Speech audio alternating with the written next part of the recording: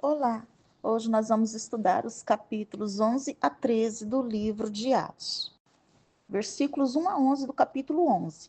A cena final da narrativa de Cornélio acontece em Jerusalém, onde alguns cristãos judeus, companheiros de Pedro, questionaram o fato de ele haver aceitado gentios. Pedro defendeu sua ação, relatando novamente os acontecimentos das conversões gentias com uma ênfase na direção de Deus. Os apóstolos e os irmãos não parecem ter levantado objeções à inclusão de Cornélio e seus amigos gentios. A questão foi levantada pelos que eram da circuncisão, ou seja, um grupo de cristãos judeus rigorosos, possivelmente de origem farisaica. Eles provavelmente mantinham uma posição de que os gentios que desejassem se tornar cristãos deviam primeiramente se converter ao judaísmo, o que incluía circuncidar-se e viver pelas leis rituais. Versículos 12 a 18. O fato de que o Espírito sobreveio a Cornélio e outros gentios, sem que eles nada tivessem feito em relação à lei, é a resposta de Deus ao debate e resolvia as questões no tocante a Pedro. Deus estava expandindo a igreja para incluir gentios, e ninguém deveria tentar impedir ou recusar isso. Pedro sabia que não poderia se recusar a permitir que estes novos crentes fossem batizados, e assim dessem evidência externa de que eram membros plenos da igreja. As perguntas lógicas acabaram e a discussão teológica terminou com a conclusão de que Deus dera o Espírito Santo aos gentios. Este foi um ponto decisivo para a igreja primitiva. Os judeus tiveram de aceitar aqueles que Deus havia escolhido, ainda que fossem gentios. Mas a alegria pela conversão dos gentios não foi unânime. Alguns cristãos judeus continuaram rejeitando a conversão dos gentios durante o primeiro século. Versículos 19 a 26. A missão cristã continuou se expandindo ainda mais para regiões bem distantes da Judéia, como Fenícia, Chipre e Antioquia. A evangelização de Antioquia foi realizada por crentes de Chipre e de Cirene. Como resultado, Antioquia tornou-se o centro da missão gentílica e a igreja que enviou Paulo como missionário. Com exceção de Jerusalém, Antioquia foi a cidade que teve o papel mais importante do que qualquer outra para a igreja primitiva. Depois de Roma e Alexandria, Antioquia era a maior cidade do mundo romano. Barnabé foi enviado para Antioquia provavelmente para determinar a genuinidade das conversões que ocorriam ali e animá-los a que permanecessem no Senhor. Saulo havia desaparecido de cena enquanto a evangelização de Antioquia avançava. Mais uma vez, Barnabé exerceu um papel central no envolvimento de Paulo no ministério. O termo cristãos provavelmente veio de romanos que rotularam seguidores de Jesus em Antioquia de pequenos cristos. Apesar de ser provável que eles pretendiam que fosse uma ofensa, o rótulo é realmente uma honra, pois indica que os discípulos estão se assemelhando a Cristo em seu viver. A nova igreja em Antioquia era uma curiosa mistura de judeus que falavam grego ou aramaico e gentios. É significativo que este seja o primeiro lugar onde os crentes em Jesus foram chamados de cristãos, porque tudo o que tinham em comum era apenas Cristo. Não se identificavam pela naturalidade, pela cultura, nem pelo idioma. Barnabé e Saulo permaneceram em Antioquia durante um ano inteiro, ensinando os novos cristãos. Versículos 27 a 30. Ágabo era um dos profetas de Jerusalém que, anos mais tarde, desempenhou um papel importante no ministério de Paulo. Houve fome em várias partes do Império Romano durante o reinado de Cláudio, incluindo várias na Judéia nos primeiros anos do seu reinado. Os historiadores acreditam que esta fome ocorreu entre os anos 45 a 47 depois de Cristo. Os discípulos em Antioquia resolveram prover assistência aos crentes na Judéia. Ao fazerem isso, retribuíram às igrejas e crentes que tinham levado o evangelho à Antioquia e ao exterior em primeiro lugar. Agora nós vamos estudar o capítulo 5, é o capítulo 12, versículos 1 a 5 do capítulo 12. Este rei Herodes era o Herodes Agripa I, que governou na Palestina de 37 a 44 depois de Cristo. Seu ataque aparentemente se concentrou nos apóstolos em Jerusalém. O primeiro dos apóstolos a sofrer martírio foi o apóstolo Tiago, irmão do apóstolo João. Essa passagem diz que ele foi morto a fio de espada, o que provavelmente significa ter sido decapitado, como foi João Batista. Aparentemente, a maneira como foi executado indica que Tiago fora acusado de liderar pessoas a seguir falsos deuses. Pedro foi preso durante a festa dos pães asmos, que durava uma semana e sucedia a Páscoa. Tal prisão foi estratégica, uma vez que na cidade havia mais judeus do que o habitual e Herodes poderia impressionar mais pessoas. O uso de 4 escoltas de 4 soldados reflete a prática romana em que uma escolta de 4 soldados para cada uma das 4 vigílias noturnas de 3 horas. A menção à oração incessante continua a ênfase de Lucas de que cada etapa da edificação da igreja se deve à bênção e intervenção sobrenatural de Deus.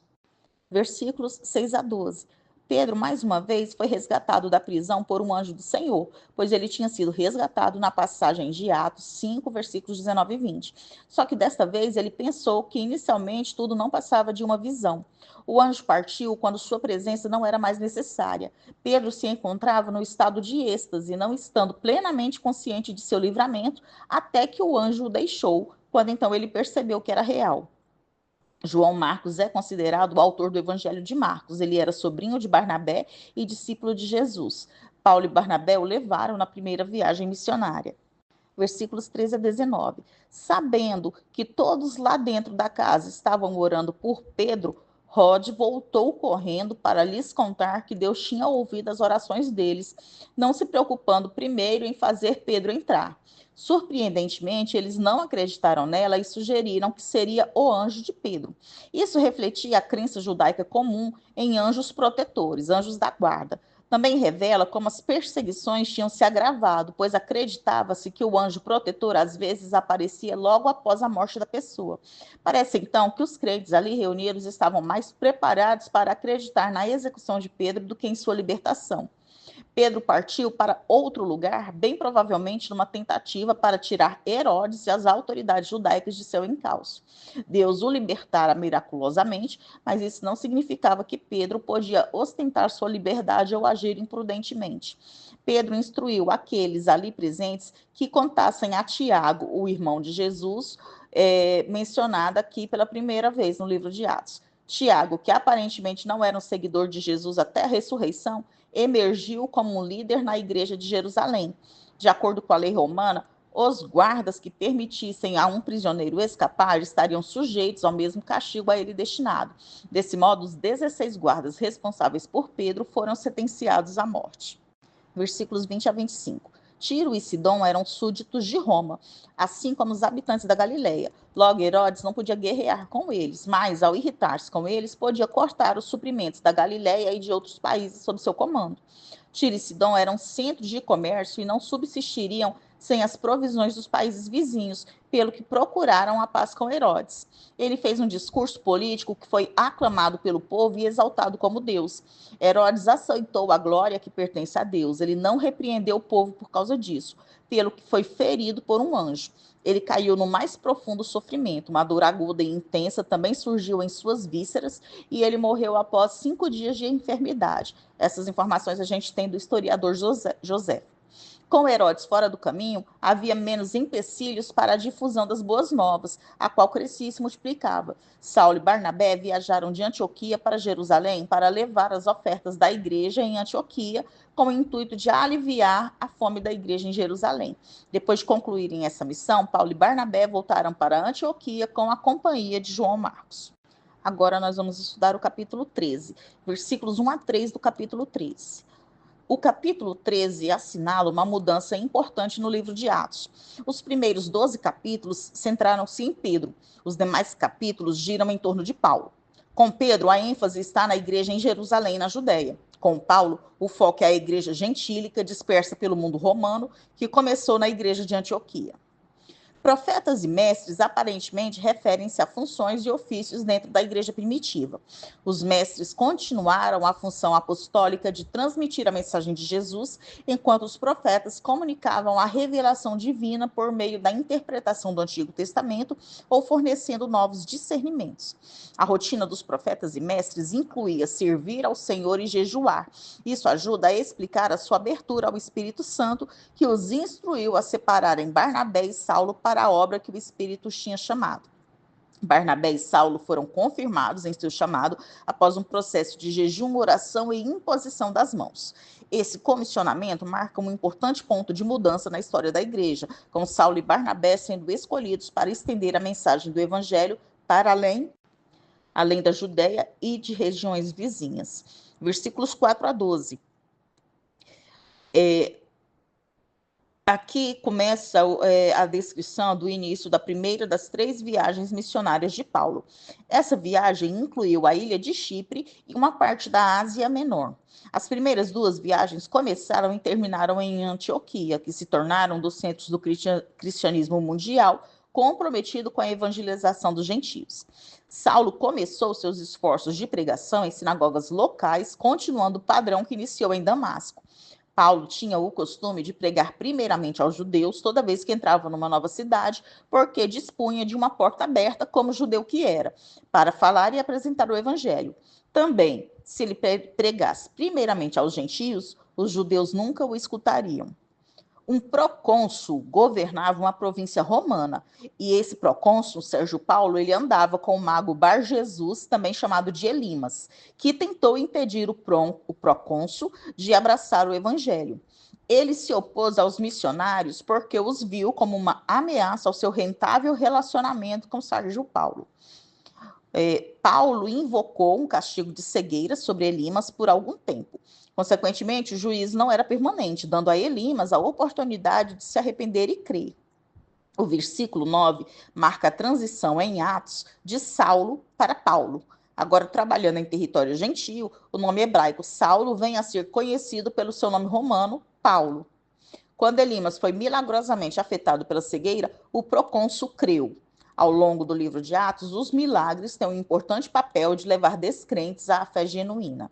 Versículos 13 a 15. João Marcos deixou Paulo e Barnabé em Perge e voltou para Jerusalém. Nenhuma razão é dada para sua partida, mas ela deve ter parecido injustificada para Paulo, pois na segunda viagem missionária, Barnabé sugeriu que levassem João com eles, mas Paulo não concordou, assinalando que João os abandonara na viagem anterior. Nessa época, havia cerca de 16 cidades com o nome de Antioquia. Por isso, Lucas acrescenta que era Antioquia da Pisídia para especificar qual Antioquia está em vista. Paulo continuou seu padrão de visitar a sinagoga judaica local no dia de sábado. Ele foi convidado a levar uma palavra de consolação, em grande parte devido ao fato da oposição entre os judeus incrédulos ainda não ter se levantado nessa cidade. Versículos 16 a 27. Esse é o primeiro discurso público de Paulo e seu primeiro discurso missionário no livro de Atos. É o discurso mais longo de Paulo numa sinagoga judaica e provavelmente representa um estilo de discurso que ele usou em muitas ocasiões semelhantes. Paulo contou a história de Israel para situar a vinda de Jesus Cristo numa perspectiva histórica. Ele deixou claro que a vinda de Jesus foi o cumprimento da promessa de Deus, como sua ressurreição o confirmou.